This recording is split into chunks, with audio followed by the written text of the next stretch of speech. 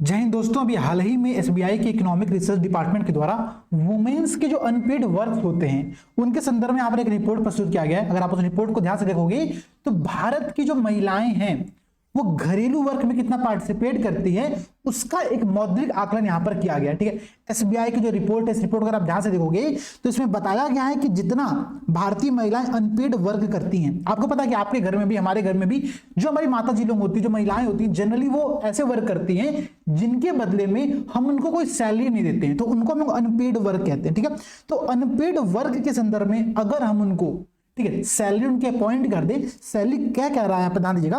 तो भारत में जो एक महिला होती है एवरेज तौर पर वो 7.5 घंटा के अराउंड प्रतिदिन घरेलू कार्य में अपना समय व्यतीत करती है। अगर इस समय को हम लोग एक औसतन सैलरी के अकॉर्डिंग ग्रामीण क्षेत्रों में वो सैलरी अगर 5,000 रुपए प्रति महीना मान ले और शहरी क्षेत्रों में अगर हम लोग 8,000 रुपए प्रति महीना मान ले, तो जो इनका जीडीपी में रोल आएगा वो करीब टोटल जीडीपी का 7.5% आएगा। ये रिपोर्ट यहां पर प्रस्तुत किया गया है। आपको पता है कि जो अनपेड डोमेस्टिक वर्क होते हैं, क्योंकि महिलाओं को इसके बदले उनकी सैलरी नहीं मिल पाती है, इसीलिए उनकी जो इंडिपेंडेंसी है, उनकी जो स्वतंत्रता है, वो थोड़ी सी कंट्रोल में आ जाती है, तो सीमित हो जाती है। और ये कारण यहाँ पर आप लोग समझ रहे होंगे। अगर आप लोग मीन्स की राइटिंग करते होंगे तो सोशल जस्टिस या फिर सोसाइटी का जो पूरा सेक्शन है पेपर 1 और पेपर 2, इसके अंतर्गत वुमेन और उनके संबंधित मुद्दे एक टॉपिक के तौर पर वहां पर दिया भी गया है।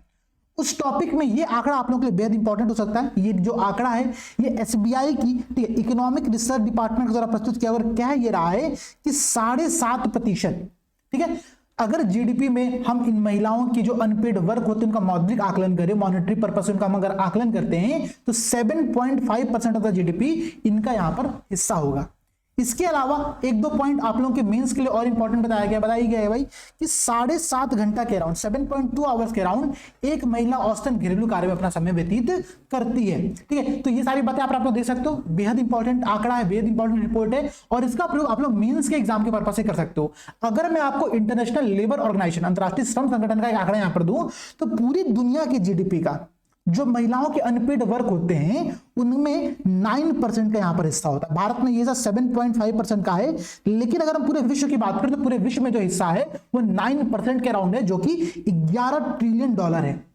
तो unpaid work of the women है पूरे विश्व भर में उनकी जीडीपी का 9% है, भारत में वो 7.5% है। इस आंकड़े का प्रयोग आप लोग मेंस की राइटिंग में कर सकते हो। अगर आपको मेंस की राइटिंग के लिए कोई भी तैयारी करनी है, ठीक है, 2023 2024 किसी भी ईयर के आप तैयारी करना चाहते हो तो यूपीएससी हिंदी के ध्रुव बैच से जुड़ सकते हो। अभी होली के संदर्भ में यहां पर 50% डिस्काउंट आप लोगों को दिया जा रहा है। ठीक है, अगर आप 2024 का बैच ज्वाइन करना चाहते हो तो इसकी प्राइस 3,000 रुपीज, इसमें 50% डिस्काउंट के बाद इसकी प्राइस आप लोगों की 1,500 रुपए होती है। तो आप लोग चाहो तो इस बैच को ज्वाइन कर सकते हो, अपने में बेहद ही शानदार, बेहद ही जबरदस्त बैच है। ठीक है, 2021 और 22 की अपनी एकदम जबरदस्त सफलता के पश्चात 2023 में भी हमने इसको लॉन्च किया। 2023 का रिजल्ट आना अभी तो बहुत समय है, लेकिन 2024 के संदर्भ में अगर आप ज्वाइन करना चाहो तो इस बैच को यहां पर ज्वाइन कर सकते हो। सभी को जय हिंद, जय भारत।